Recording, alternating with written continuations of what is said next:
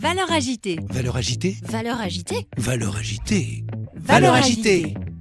Bonjour et bienvenue sur Valeurs agitées, votre premier podcast pratico-pratique pour mieux vivre au travail. Chaque semaine avec mes invités, nous croisons nos regards sur les valeurs de ce nouveau monde et partageons nos secrets pour gagner en efficacité et sérénité professionnelle.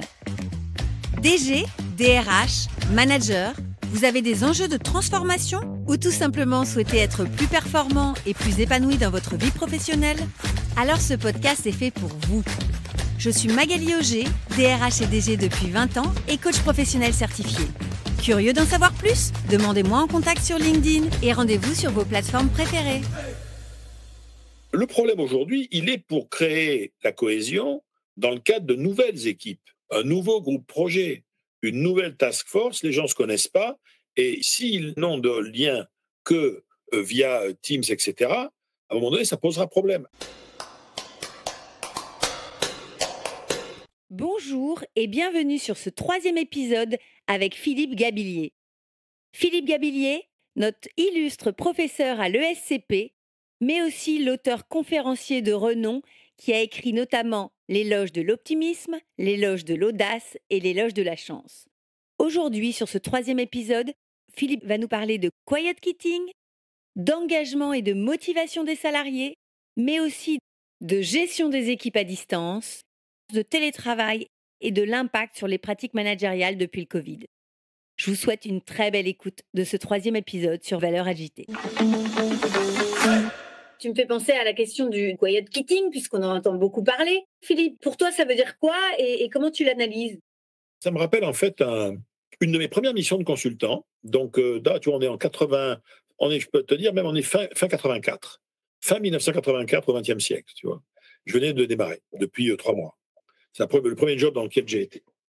Et je pars, on me fait confiance et il m'envoie dans une usine à l'ancienne, t'imagines, c'était déjà une usine tradie au début des années 80. Donc tu vois ce que c'était. L'ambiance années 60, elle était quand même très très forte.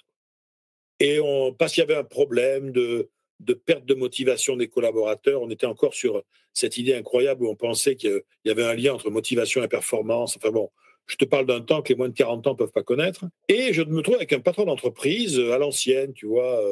Il ressemblait un peu au comédien Bernard Blier, tu vois, le costard croisé, chauve, un peu rond. Voilà. Et on avait bien mangé à midi. Je dis, mais vous parlez de démotivation, monsieur le président, mais qu'est-ce que vous entendez par là exactement? Bon, il me dit, écoutez, le mieux, c'est que vous alliez voir par vous-même. Vous allez à l'atelier, là-bas, et vous allez voir. Surtout, allez-y vers 4 heures. Allez à la salle de repos. Il y a plein de gens qui sont là. Ils savent que vous allez venir. Il y a un consultant qui vient. Allez discuter avec eux. Vous allez voir. Les gars que vous allez voir à la salle de repos, là-bas, ça, alors, c'est des vrais démotivés, oui. Allez voir, puis on en reparle. Je dis, OK, j'y vais. Je me pointe là-bas. La salle de repos, à l'heure dite. Plein surtout des messieurs, d'ailleurs, étaient là. Plutôt sympa. On boit un coup, tout ça. J'échange avec eux et je reviens voir mon patron. Et la première question, il me dit, bon, alors, voyez, vous avez vu? Vous avez vu ce que c'est, la démotivation? Vous avez entendu les mecs, là? Vous avez vu les loustiques? Et là, je me souviens très bien de lui dire, écoutez, monsieur le président, je suis navré, mais là, moi, les gens que j'ai rencontrés, ils sont pas du tout démotivés. Hein. Ah, pas du tout, pas du tout. Oui. En revanche, je vous confirme qu'ils sont motivés ailleurs. Et c'est ça. Quand on parle de quiet quitting, c'est qu'on voit midi à sa porte. On devrait parler de quiet switch, c'est-à-dire on passe d'un niveau à l'autre d'engagement. Le nombre de gens qui, en fait, donnent le sentiment, quand ils sont dans leur bureau, dans leur service technique, etc., de ne pas en foutre une, et qui sont en fait des gens, factuellement, si on était un petit Jiminy Cricket sur leur épaule dans leur vie, on verrait qu'ils ont des activités associatives, bénévoles, très importantes. Ils sont actifs dans leur communauté, dans leur commune. Ils s'occupent de jeunes. Donc, le quiet quitting ne concerne que, le monde du travail stricto sensu. Et pourquoi? Parce que des gens dans des activités associatives ou culturelles vont recevoir davantage de feedback positif et se retrouver face à des événements de vie dont ils sentiront qu'ils les construisent mieux, davantage que le monde du travail. Donc si je comprends bien, pour toi, le feedback positif est nécessaire pour encourager l'engagement et la motivation des salariés. Mais les managers aujourd'hui ne font-ils pas des efforts en matière de feedback positif? Parce qu'ils ont compris que c'est important pour la considération et la motivation de leurs salariés. Encore heureux. Il y a encore effectivement plein de situations professionnelles où on reçoit ces feedbacks positifs, tu vois, ces signes de reconnaissance. Mais ce qui est intéressant, si tu veux, c'est que la pandémie a changé mécaniquement un certain nombre de choses, et en particulier dans les grandes métropoles. Dans les grandes métropoles, bon, essentiellement Paris, région parisienne, mais c'est vrai pour Lyon. Pour Lyon, c'est sûr.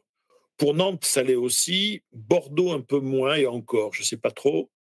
Mais il y avait, jusqu'à la pandémie, entre autres pour les cadres, il y avait ce que Lacan appelait un impensé.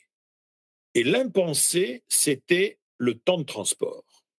C'est-à-dire quand tu étais, tu vois, tu es à la Défense, tu es un jeune consultant, tu travailles à Bussy-Saint-Georges, tu as 1 heure et quelques de transport par jour aller, rebelote, retour, etc. Mais vu le salaire que tu as à la Défense dans une tour, etc., bon, la question ne se pose pas. Et puis tout d'un coup, la pandémie arrive en 2020. Et ben, tu es comme les copains, quoi. Tu vas apprendre à travailler, mais vraiment pour le coup à distance, tous les jours, pendant quelque temps, à Bussy-Saint-Georges.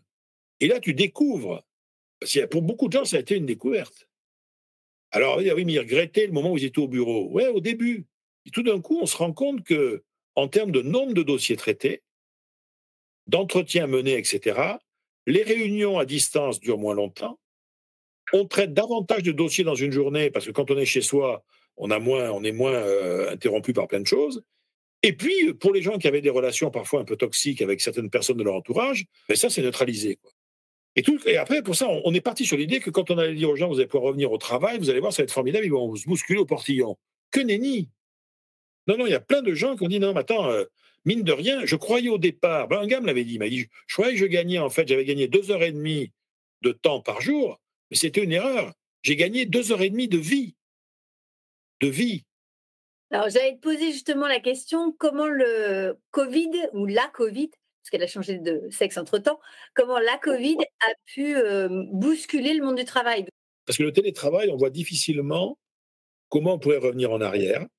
D'ailleurs, le télétravail, en soi, il a surtout bousculé les pratiques managériales, parce que ce sont les encadrants, en fait, hein, qui doivent apprendre très, très, très rapidement à fonctionner différemment.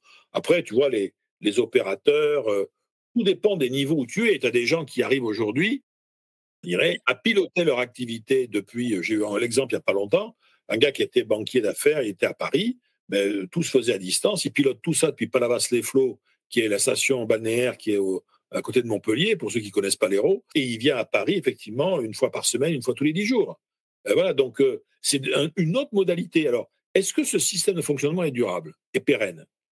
J'en sais rien. Mais les faits sont là, quoi, tu vois. Justement, comment un manager aujourd'hui, il peut réussir à maintenir cette cohésion d'équipe qui est indispensable pour la vie d'une entreprise et sa performance d'ailleurs, mais également pour le bien-être des collaborateurs. Comment le manager peut réussir à conjuguer la cohésion d'équipe et en même temps l'individualisation qui est attendue à travers des questions de rythme de travail? Ben, je dirais, celui ou ceux qui vont trouver le truc, leur fortune est faite, hein, pour le coup. Parce que là, on est vraiment confronté.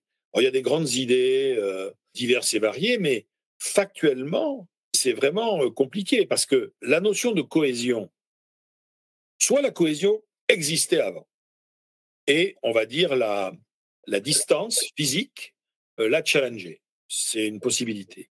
Le problème aujourd'hui, il est pour créer la cohésion dans le cadre de nouvelles équipes, tu vois, un nouveau groupe projet, une nouvelle task force, les gens ne se connaissent pas, et si ils n'ont de lien que via Teams, etc., à un moment donné, ça posera problème. Mais est-ce qu'il n'y avait pas déjà des environnements dans lesquels le management à distance existait déjà et dont on pourrait peut-être s'inspirer? Alors, il y a des univers dans lesquels les gens avaient l'habitude de fonctionner comme ça, depuis déjà quelques temps.